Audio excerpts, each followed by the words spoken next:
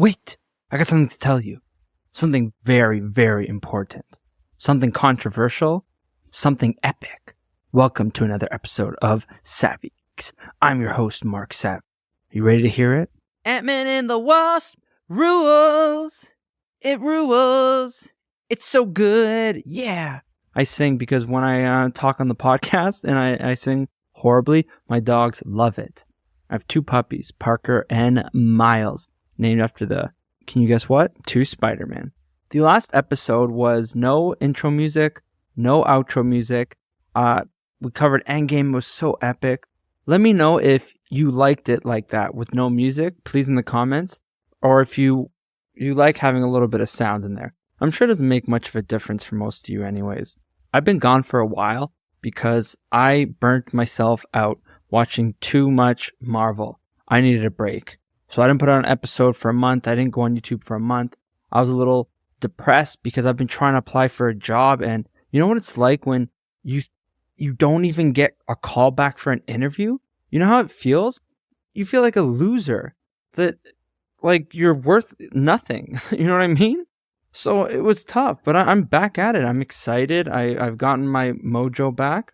I wrote an epic article to work at Screen Rant. I did a sample article. They immediately rejected it, but it does not break my spirit this time because I'm good. I'm feeling good. And I'm excited to talk to you about Ant-Man and the Wasp. That movie had a budget of almost $200 million. $200 million. That's a lot. It's actually, sorry, I hit my mic there. It's actually a little bit surprising that it had such a high budget. But what may be even more surprising is how much money it made. On a $200 million budget, Ant-Man and the Wasp made $622 million. That's wild. I just want you all to know that I'm going to be recording what you see from my perspective for my IG story. You'll see it the day before the episode comes out. Just so you can see like what I see. My cute dog is just looking at me as I'm recording. Let me move my gross feet. Look at that.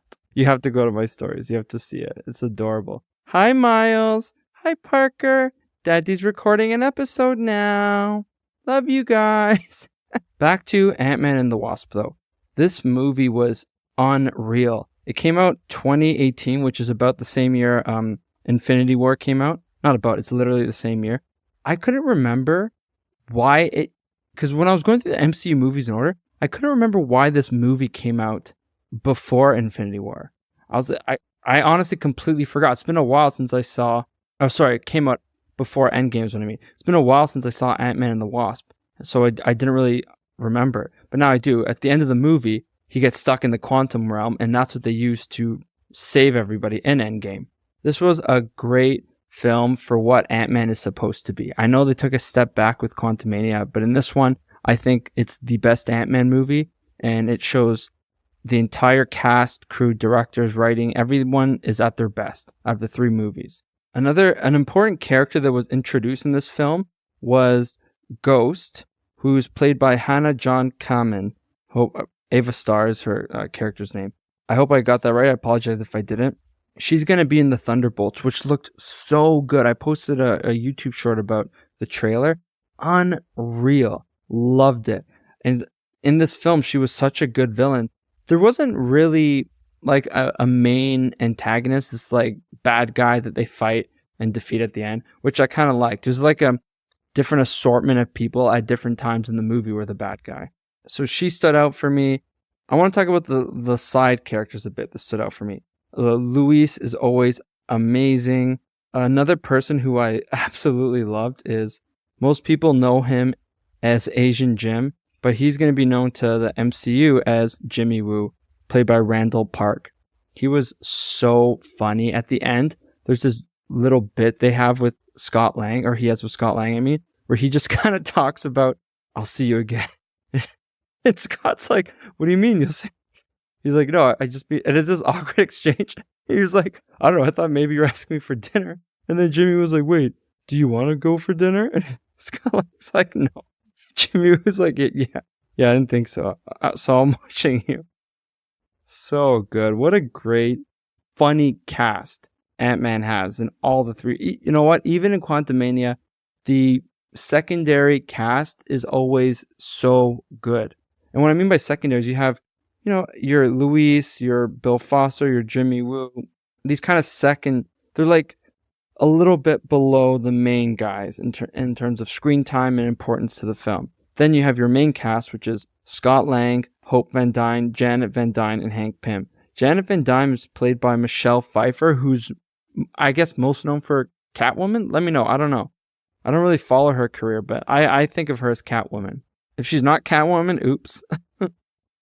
Michael Douglas as Hank Pym, always really, really good. Hope Van Dyne was such a good love interest to Scott Lang in all the movies, which makes me so sad that Evangeline Lilly is retired from acting, because she's one of my favorite actors on the planet. Everything she is, I love. I'm looking at a signed poster of Lost by her right now. At the very top, leading the film, and just, I know I keep using the same word, but it's just accurate. It's an accurate word to use. Crushing it. He absolutely crushed it. And that's Paul Rudd as Scott Lang, the titular character. I actually just saw a movie with Paul Rudd in it called Friendship. Wasn't a huge fan, but he's so good in this one. He's funny. He's charismatic. He's sympathetic. No missteps by Scott Lang. This movie didn't have this what word do I want to use? Elevated acting. You know what I mean? What I mean by that is no one's going to win an Oscar in this movie. And that's okay. It was so much fun. That's what these movies are. That's what Ant-Man is supposed to be. He's the funny one out of the group. His movies have always been the funniest. It did really well on Rotten Tomatoes too. This movie got 87% on Rotten Tomatoes. That's good, because it was funny. It was fun, I use words a lot when I feel passionately about them. Now let's talk about the MCU power rankings and where Ant-Man lands. I'm going to put Ant-Man and the Wasp above Ant-Man 1 at number 15 in our MCU power rankings. That means it's above Ant-Man, Iron Man 2, Dark World, and Iron Man 3. We have another, 13 movies to go. So I'm going to start. I really want to finish I was going to do an episode a week, but I really want to finish it this year if I can. So I'm going to try and pump out as many episodes as I can. I feel better now. I know I burnt myself out, but I'm almost done, so I might as well power through. You know what I mean? And this is the best phase, which is fine. Why did I get burnt out? But it's too much Marvel. I needed a break. Now I'm back. Oh man, the next movie is Captain Marvel. I thought it was gonna be Endgame. That's okay. I actually, you know what? I take that back. I'm very interested in Captain Marvel because I always thought it was one of the weaker MCU movies, and I'm curious to see if that still holds up, or if maybe it's just not. Maybe I just got caught up in the negative hype around it.